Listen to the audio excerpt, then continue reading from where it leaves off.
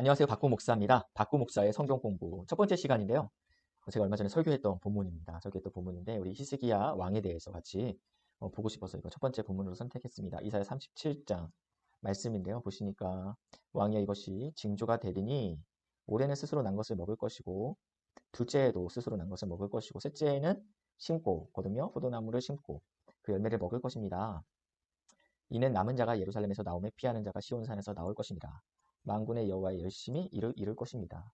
하나님의 열심히 이스라엘 족속에 피하여 남은 자가 다시 아래로 뿌리를 받고 위로 열매를 맺게 될 것이다. 이게 하나님의 열심히 이를 이룰 것입니다. 라고 이사야 37장에서 이야기하고 있습니다. 이 이사야 선지자는 이사야 1장 1절에 이렇게 얘기하고 있어요. 우시야 왕 때, 그 요담 왕 때, 아하스와 히스기야 왕 시대에 활동했던 선지자입니다. 근데 어디서 활동했냐면 유다와 예루살렘에 관하여서 하나님의 말씀을 전했던 선지자가 이사야 선지자입니다. 이게 우시아는 52년간 통치했고 유다는 16년, 아하스랑 히스기야 굉장히 긴 시간 동안 이사야 선지자가 활동했던 것 같습니다. 우시아 52년을 통으로 활동했던 것 같지는 않고 아마 우시아 말년에 활동해서 쭉 가지 않았을까라는 생각을 하고 있습니다. 오늘은 이사야 선지자가 활동했을 때 특별히 히스기야 왕에 대해서 우리가 같이 좀 보려고 합니다. 히스기야 왕이 등장하는데 역대하 29장 3절에 히스기야 왕이 딱 등장했을 때 첫째 달에 그러니까 왕이 되자마자 어떠한 일을 했냐면 여호와 전에 문들을 열고 수리하였다라고 얘기하고 있습니다. 히스기야의 전에 왕이 아하스 왕인데 이 아하스 왕 시대에는 여호와의 문이 닫혔고 그리고 여호와의 성전이 수리할 만큼 고장나 있다. 망가져 있었겠죠. 그래서 이 아하스 왕이 하나님의 뜻대로 살지 않았던 왕인데 이 히스기야 아들이 왕이 되자마자 첫째 달에 이러한 일들을 했다라고 이야기하고 있습니다. 뭔가 되자마자 했다라는 것은 그 전에 준비를 많이 했다라는 이야기입니다. 히스기야가 명령하여 번제를 드리겠는데 이 번제를 드리기는 동시에 여호와의 시로 노래하고 나팔을 불고 다윗의 악기를 울렸다라고 얘기하고 있습니다. 예배를 드렸을 뿐만 아니라 성가대를 잘 조직해서 하나님께 예배를 드렸는데 회중들한테 얘기했어요. 무릇 마음에 원하는 자는 예물을 드려라 라고 이야기하니까 어떠한 현상이 나타났냐면 제사장이 부족하게 됐다라고 이야기합니다. 하나님께 가져오는 예물이 너무 능이 많아서 제사장이 부족해서 레위 사람들이 함께 도왔다라고 이야기하고 있습니다. 이런 히스기야가 온 이스라엘과 유다 사람들을 보내어서 그 남유다의 왕이 히스기야 왕이죠. 근데 북이스라엘 에브라임과 므낫세에게 편지를 보냈대요. 편지를 보냈는데 뭐라고 편지를 보냈냐면 하나님 여호와를 위하여 유월절을 지키라. 남유다 왕이 북이스라엘 백성들한테 편지를 보내서 우리 같이 유월절 지키자 예배 드리자라고 이야기했다라는 거예요. 여기에 30장 26절에는 이렇게 끝납니다. 예루살렘에 큰 기쁨이 있었으니 솔로몬 때로부터 이러한 기쁨이 예루살렘에 없었다. 예. 그 남유다에 많은 왕들이 있었는데 이 다윗 다음에 솔로몬이지 않습니까? 근데 솔로몬 때로부터 이러한 기쁨이 예루살렘에 없었다. 그가 행하는 모든 일, 곧 하나님의 전에서 수종드는 일이나 율법에나 계명에나 하나님을 찾고 한 마음으로 행하여 어떻게 됐대요? 형통하게 됐대요. 형통하게 됐다라고 얘기하고 있습니다. 그리고 나서 이제 31장 21절이 이렇게 끝나고 32장 1절 바로 그 다음 절 이렇게 형통하게 됐는데 바로 그 다음 뭐라고 하냐 이 모든 충성된 일을 한 후에 어떤 일이 발생돼요? 아스루 왕 사네립이 유다에 들어와 견고한 성읍들을 향하여 진을 치고 쳐서 점령한지라. 하나님을 찾고 형통했는데 아스루 왕 사네립이 쳐들어왔다라고 이야기하고 있습니다. 같은 사건에 대한 본문입니다. 왕하 18장 13절에 이렇게 표현하고 있어요. 히스기야 왕 제 몇 년이에요? 14년에 아수르 왕 사네립이 올라와서 쳐들어왔다라고 얘기하고 있습니다. 그러니까 히스기야 첫째 년 첫째 월에 여호와의 성전문을 열고 고치고 유월절 제사를 드리고 나서 시간이 흐른 겁니다. 시간이 흘렀는데 몇 년 흘렀어요? 14년 흘렀어요. 14년 흘렀어요. 그 사이에 어떠한 일이 일어났냐? 북이스라엘이 멸망했습니다. 히스기야 6년에 북이스라엘이 아수르에 의해서 멸망했습니다. 아수르에 의해서 멸망하고 히스기야 14년, 그러니까 북이스라엘이 멸망한 지 8년이 지나고 나서 아수르 왕이 쳐들어왔습니다. 쳐들어왔는데 다 나오진 않는데 이거 좀 짧게 볼게요. 예. 쳐들어오면서 일단은 두로를 먼저 쳤습니다. 아수르가 두로를 치면서 내려오면서 이미 북이스라엘은 멸망했죠. 여기 북이스라엘은 이미 아수르에게 8년 전에 멸망했습니다. 그리고 와서 블레셋도 이미 쳤습니다. 블레셋을 쳤고 애굽에서 이 팔레스타인 안에서 영향력을 행사하고 싶은 이집트가 올라와서 아수르와 전쟁을 합니다. 엘드게라는 곳에서 전쟁하는데 엘드게라는 데 전쟁하는데 애굽도 물러나죠. 그러니까 그러고 나서 오늘 성경 보니까 이 아수르 왕들이 어디를 포위했냐면 이 라기스를 포위했다라고 이야기하고 있습니다. 그러니까 이제 남유다는 두로도 도와줄 수 없고 블레셋도 도와줄 수 없고 믿었던 애굽도 도와줄 수 있는 상황이 아니었습니다. 이 라기스는 군사 도시입니다. 솔로몬 왕 때부터 여기에다가 마병을 둘 정도로 중요한 군사적 요충지였어요. 지금으로 따지면 뭐 이렇게 서울을 지키는 부대, 뭐 어디가 있을까요? 파주, 이렇게 철원. 그러니까 여기가 무너지면 안 되잖아요, 그렇죠? 근데 마찬가지로 라기스가 무너지면 예루살렘까지 그냥 옵니다. 예루살렘까지 그냥 옵니다. 그러니까 유다 왕 히스기야가 라기스로 사람을 보내서 아수르 왕에게 이야기합니다. 뭐라고 얘기해요? 내가 범죄하나이다. 나를 떠나 돌아가소서. 왕이 내게 지우는 것을 내가 당하리라. 왕이 저에게 조공을 바치라면 제가 바치겠습니다. 그랬더니 왕이 은 300달란트와 근 30달란트를 정했어요. 그래? 그러면 이 정도 배상해라 라고 이야기하니까 히스기야가 뭐라고 해요? 어떻게 하냐면 히스기야가 여호와의 성전과 왕궁 곳간에 있는 은을 다 주었다라고 이야기합니다. 그때 또 유다 왕 히스기야가 어떻게 했냐면 은을 어떻게 줬냐면 여호와 성전의 문의 금, 이렇게 문에 붙어 있는 금들이 있겠죠. 그리고 모든 기둥에 입힌 금, 이것을 벗겨서 아수르 왕에게 갖다 바칩니다. 그러면 아수르 왕이 이제 돌아가야 되잖아요. 근데 어떻게 하냐면 아수르 왕이 전문 용어로 먹튀합니다. 먹튀. 어떻게 하냐? 우리가 아는 인물은 랍사게로 하여금 대군을 거느리고 본인은 라기스에 포위하고 있고 이 랍사게로 하여금 예루살렘으로 가서 히스기야 왕을 치게 합니다. 그래서 이 랍사게가 예루살렘으로 올라가서 간 곳이 어디냐? 여기입니다. 여기. 윗모수도 곁 곧 세탁자의 밭에 서서 아람 방언으로 예루살렘 백성들을 향해서 너희가 무엇을 의뢰하느냐 막 외쳤던 곳이 여기입니다. 이곳이 우리가 이제 잘 아는 곳입니다. 예, 잘 아는 곳입니다. 그때 아하스 왕이 누구예요? 히스기야의 아버지, 선왕이에요, 선왕.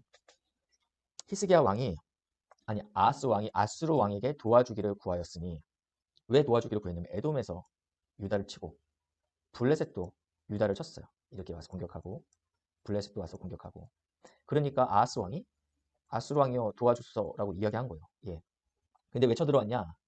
이스라엘 왕 아하스가 망령되이 행해서 하나님께 크게 범죄하였으므로 누가? 여호와께서 유다를 낮추셨어요. 그러니까 이런 모든 일들이 주님께서 허락하신 사건이라는 거예요. 그런데 그러면 주님한테 잘못했습니다라고 해야 되는데 아하스 왕은 어떻게 했냐면 여호와를 찾지 않고 누구를 찾았어요? 아수르 왕을 찾았어요. 아수르 왕이 내려옵니다. 도와달라고 하니까요. 근데 어떻게 했어요? 돕지 아니하고 도리어 그를 공격하였더라. 아하스가 여호와의 전과 왕궁의 방백들의 집에서 재물을 가져다가 아수르 왕에게 주었으나 그에게 유익이 없었더라. 이 아하스 왕이 아수르 왕에게 재물을 이미 바쳤어요. 왕이시여 도와주십시오. 에돔과 블레셋으로부터 우리를 구원하여 주시옵소서. 근데 알았어. 내가 도와주러 갈게. 그리고 내려와서 어떻게 해요? 괴롭히는 거예요. 그때 여호와께서 이사야에게 이르시되 너와 내 아들 이사야의 아들이 수알 야숲인데 어디 서 있어요? 윗모수도 끝 세탁자의 밭. 여기서 서서 누구를 만나냐면 히스기야의 아버지 아하스를 만납니다. 아하스를 만나면서 이때 어떠한 사건이 있었냐면 아람 왕 르신과 이스라엘 왕 베가가, 그러니까 아직 북이스라엘이 멸망하지 않았을 때죠. 이스라엘 왕 베가, 굉장히 거기 우리 스트리트 파이트 할 때 나왔던 그 베가, 그거 아니고요. 북이스라엘 왕 이름이 베가인데 연합군이 공격해 와요. 사실은 이 아람 왕과 이스라엘 왕이 남유다에게 먼저 이야기해요. 아수르가 자꾸 팽창하고 있으니까 우리가 합치자 힘을. 근데 아하스 왕이 거절합니다.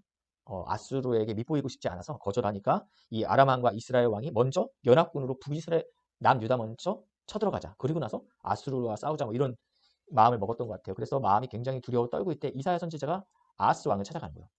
왕이여 두려워하지 마십시오. 이 일이 성취되지 못할 것입니다. 근데 아하스가 그때 듣지 않아요. 반응하지 않는다라는 거예요. 그곳이 지금 바로 어디냐면 윗모수도 끝 세탁자의 밭입니다. 지금 이 같은 장소에서 이번에는 아수르의 랍사게가 히스기야와 예루살렘 성에게 묻습니다. 너희가 의뢰하는 의뢰가 무엇이냐? 히스기야 왕이 무엇을 의뢰합니까? 하나님 의뢰합니까? 하나님? 한번 볼까요? 이거 이상한데, 그렇죠? 하나님. 예, 하나님. 하나님 의뢰합니까? 그랬더니 정말 이 히스기야가 무엇을 의뢰하는지 이사야 22장 7절에 잘 나와 있습니다. 병거는 아수르의 병거입니다. 내 아름다운 골짜기에 가득하고 하나님이 허락하신 가나안 땅에 이 아수르의 병거들이 가득하고 그 아수르의 마병들은 지금 라기스와 예루살렘 성문 앞에 다 정렬되어 있어요. 그러니까 굉장히 위험한 상황이죠. 적군이 나라 전역을 점령하고 약탈하고 도성의 안전을 위협하는 모습이 이렇게 표현되고 있어요. 이사야서 22장 7절에. 이럴 때, 그러니까 이런 위험이 있을 때 그 다음 나오는 거니까 그가 하나님께서 유다에게 덮였던 것을 벗김에 무엇이 이렇게 덮여져 있었어요. 근데 그것을 하나님께서 치워버리셨어요. 그 단어가 뭐냐면 마사크라는 단어예요. 예. 그가 유다를 보호해주던 덮개를 제거하시네. 이 마사크라는 단어가 시편에도 쓰이는데요. 시편에 보니까 여호와께서는 낮에는 구름을 펴사 덮개를 삼으시고 마사크예요. 예, 그러니까 이 광야에서 구름은 굉장히 중요한 보호하는 수단이에요. 근데 이 낮에 구름을 피심으로 이스라엘 백성을 덮으셨어요.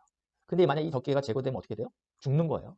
예. 그러니까 하나님께서 은혜로 덮으신 상태가 이 마사크라는 단어인데 남유다가 그전까지는 하나님의 은혜로 덮어져 있었는데 지금 그 덮었던 것을 하나님께서 치우셨다는 것입니다. 그때 히스기야가 어떻게 반응했냐? 한번 보겠습니다. 하나님께서 유다에게 덮였던 것을 벗기심에 하나님께서 은혜를 빼앗으시니까 이제 진짜가 나오는 거예요. 그날에야 이 히스기야가 어떻게 했어요? 병기를 바라보았고. 이상하다. 히스기야는 하나님을 사랑했고 또 예배를 섬기고 그런 아주 우리가 좋은 왕으로 알고 있는데 하나님께서 은혜를 걷어가시니까 히스기야 진짜 모습이 나오는 거예요. 너희가 다윗성에 무너진 곳이 많은 것도 보며 네, 이제 아수르가 쳐들어왔다라는 소식이 들리고 그리고 주변 국들이 하나씩 점령되니까 이 히스기야 왕이 여기 예루살렘에 무너진 곳이 많아. 이것을 잘 보강해야 되겠다. 그리고 아랫못에 물도 모으며 또 예루살렘 가옥을 개수하여 이 가옥을 왜 개수했냐면 가옥을 헐어서 성벽을 견고하게 하기 위해서.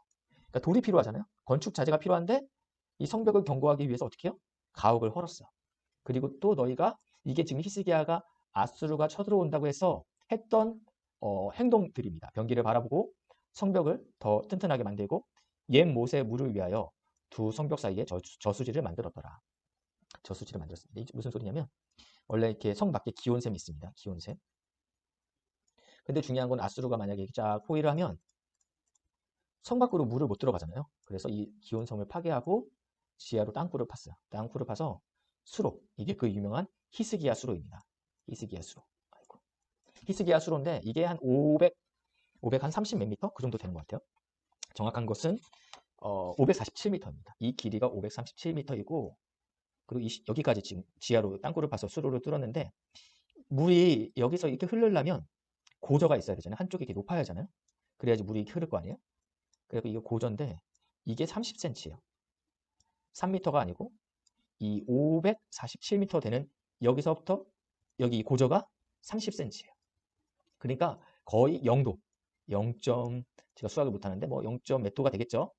예, 뭐 1도도 안 되는 것 같은데 0. 몇 도, OX 같은데 왜 이렇게 완만하게 만들었냐면 이렇게 경사가 깊을 때 물이 흐르는 소리가 아수르 사람들한테 들릴까봐 아주 잔잔하게 천천히 유속이 거의 없을 정도로 흘러가게 만들려고 이 고저를 굉장히 아주 첨단으로 만들었다라는 거죠. 네, 첨단으로 만들었어요. 이 땅굴을 파고 쫙 이렇게 여기까지 만들어. 이게 굉장히 히스기야의 업적 중에서 굉장히 중요한 업적입니다.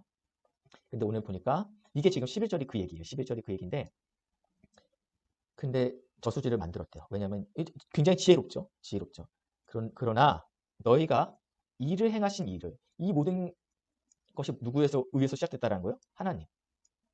앙망하지 아니하고 이 일을 옛적부터 경영하신 일을 공경하지 아니하였다.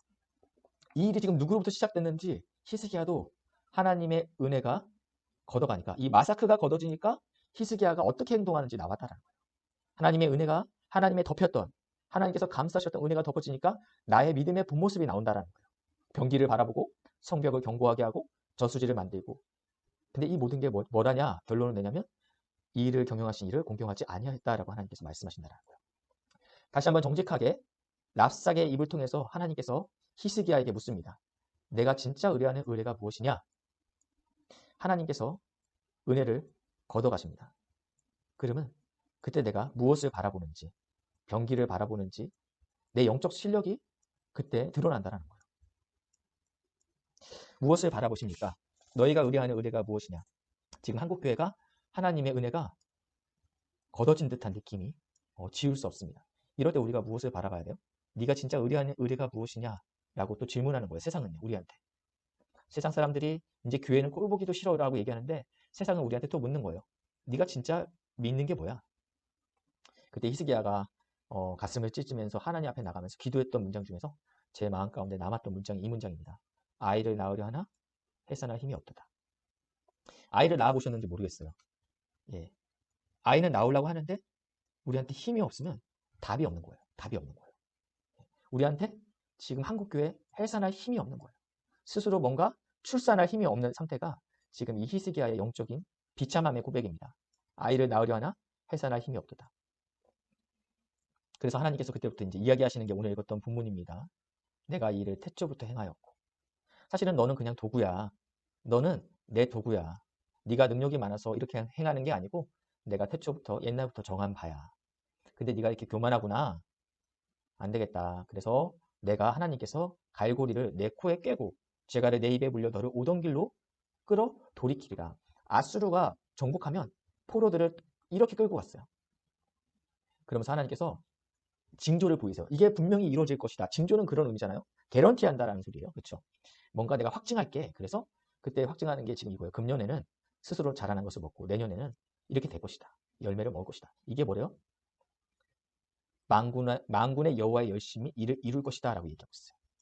앞에는 히스기야의 열심으로 왕이 된 지 첫째 딸 여호와의 성전을 수리하고 문을 열고 유월절을 지키고 그리고 막 열심히 다윗의 시와 악기를 통해서 뭐 하나님께 예배를 드려서 제사장들이 부족할 정도로 열심으로 하나님을 섬겼어요. 근데 하나님께서 마사크하니까 히스기야의 고백이 뭐예요? 아이를 낳고 싶은데 힘이 없다. 사실은 이게 정직한 우리의 영적인 비참함입니다. 그래서 하나님께서 우리에게 말씀하시는 거예요. 만군의 여호와가 이 일을 이루겠다. 한국교회를 보면 사실은 이미 오래전부터 해산할 힘이 없었던 것 같아요. 근데 우리가 절망하지 않을 이유가 한 가지 있는데 주님께서 이루시겠다는 것입니다. 목사의 열심이, 목사의 경건이 이 일을 이루는 것이 아니고 만군의 여호와의 열심이 이 일을 이루겠다라고 말씀하고 있습니다. 주님께서 십자가에서 죽으심으로 피값으로 교회를 세우셨어요. 뭐라고 말씀하고 있어요? 나는 나를 위하여 이를 이룰 것이다. 어찌 내 이름이 욕되게 하리요. 내 영광을 다른 자에게 주지 아니하리라. 아멘. 교회의 머리 대신 예수께서 주님의 영광을 욕되게 하지 않겠다라고 말씀하고 있습니다. 그래서 우리가 절망하지 않는 겁니다. 한국교회 썩었어. 나는 가나안 성도가 될 거야. 목회자가 어떻게 저럴 수 있지? 근데 우리는 이를 이루시는 주의 열심을 바라보지 않으면 절망할 수 있어요. 우리는 이 지역에 있는 지교회를 바라보는 것이 아니라 머리 대신 주님께서 운영하는 우주적 교회를 바라봐야 돼요. 하나님께서 절대 내 이름이 욕되게 하지 않을 것이다. 내가 분명히 이것을 나를 위하여 이룰 것이다 라고 말씀하고 있습니다. 그래서 우리가 기도해야 될 것은 온 교회가 예수를 바라볼 수 있도록 지교회 목사를 바라보는 게 아니라 예수를 바라볼 수 있는 교회가 되게 해달라고 기도하면 실패하지 않아요. 여호와의 열심히 이루실 것입니다. 앞에는 히스기야의 열심이 뭔가 돼가는 것처럼 보였어요. 정리하자면 하나님께서 마사크하니까 히스기야가 뭐라고 고백해요? 아이를 낳을 힘이 없다. 이게 지금 우리 모습이잖아요. 하나님이 은혜를 걷어가니까 우리 안에 비참할 정도로 어려운 상황이에요. 근데 하나님께서 그때 우리에게 말씀하십니다. 내가 내 영광을 욕되게 하지 않고 내 이름을 욕되게 하지 않을 거라고 말씀하고 있습니다. 사랑하는 우리 귀한 우리 믿음의 동역자 여러분, 주님의 교회는 무너지지 않습니다. 무너진다면 머리 대신 예수님을 바라보지 않는 지역교회, 담임 목사님이 교회의 머리가 된 지역교회는 망할 수 있어요. 근데 하나님 나라 입장에서 볼 때는 그건 마이너스가 아니에요. 그래서 온 교회가 예수 그리스도를 바라보는 복된 은혜가 있기를 주님의 이름으로 축복합니다.